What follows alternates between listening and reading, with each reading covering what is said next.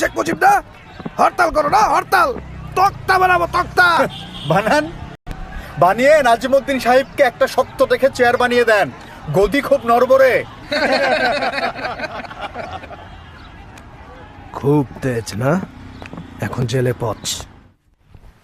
আরে আরে কিসের রাজবন্দি চিফ মিনিস্টার সাহেব? ওরা দুষ্কৃতকারী। জাতীয় সংহতির জন্য উর্দুই একমাত্র ভাষা, আর এরা বাংলা বাংলা বলে সেই সংহতি নষ্ট করতে চায়। আলবত, সচবত, হরতাল ব্যর্থ। কিছু হিন্দু দোকান বন্ধ ছিল, আর কিছু ছাত্রছাত্রী লাফালাফি করেছে। আরে এত হালকা করে দেখবেন না। বাংলাকে রাষ্ট্রভাষা করার দাবি সবার মুখে মুখে, আর যাদেরকে পাত্তা দিচ্ছেন না তাদের মধ্যে কিন্তু একজন সবার ঘুম হারাম করে দেবে। আমার কথা না, গোয়েন্দা রিপোর্ট। কে? শেখ মুজিবুর রহমান, ছাত্রলীগ নেতা।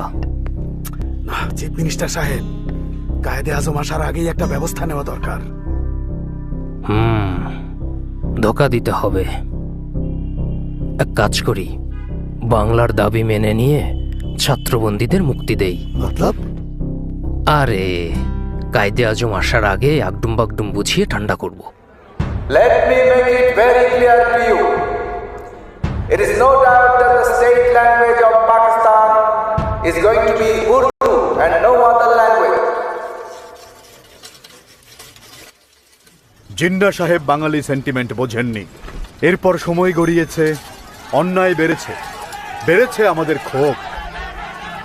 এরই ধারাবাহিকতায় সূত্রপাত হয়েছিল ঢাকা বিশ্ববিদ্যালয়ের চতুর্থ শ্রেণীর কর্মচারীদের ধর্মঘট। ধর্মঘট কেন? কোনো সমস্যা? অনেক সমস্যা। ইউনিভার্সিটি কর্তৃপক্ষ আমাদের বাসা বরাদ্দ কমিয়ে দিয়েছে, পোশাক দেয় না, চাকরিরও নিশ্চয়তা নাই, ইচ্ছা হলেই বরখাস্ত। এদিকে চাল ডালের দাম বাড়ছেই। আচ্ছা, আপনাদের দাবি ভিসি স্যারকে জানিয়েছিলেন? অনেকবার, কাজ হয়নি। আমাদের দাবি না মানা পর্যন্ত ধর্মঘট চলবে। আপনাকে ঠিক চিনলাম না। আরে ওনাকে চিনলেন না? বাংলা ভাষার ঝান্ডা তখন ওনার হাতে।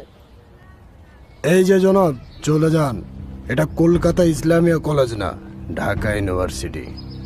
তো এখানে কি দাঁড়িয়ে তামাশা দেখা হয়? আপনারা চিন্তা করবেন না, আর কেউ সাথে না থাকলেও ছাত্রলীগ আছে আপনাদের সাথে। আমি এখনই ভিসি স্যারের সাথে কথা বলবো।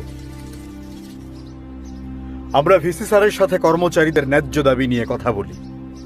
উনি জানান ধর্মঘট উইথড্র করে সবাই কাজে যোগ দিক, উনি ব্যাপারটা দেখবেন। কিন্তু না, পরদিনই উনি সুর পাল্টে ফেললেন এবং যে কর্মচারীরা দুপুর 12টার মধ্যে কাজে যোগ দেয়নি তাদেরকে বরখাস্ত করে দিলেন। এবার কর্মচারী ধর্মঘটের সাথে শুরু হলো ছাত্রদের ধর্মঘট।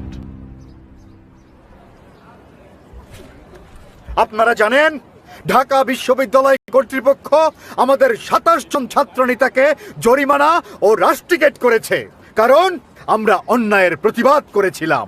মুজিবের ছাত্রত্ব বাতিলের সিদ্ধান্ত চলবে না, চলবে না। মুজিবের ছাত্রত্ব বাতিলের সিদ্ধান্ত চলবে না, চলবে না। মুজিবের ছাত্রত্ব বাতিলের সিদ্ধান্ত চলবে না,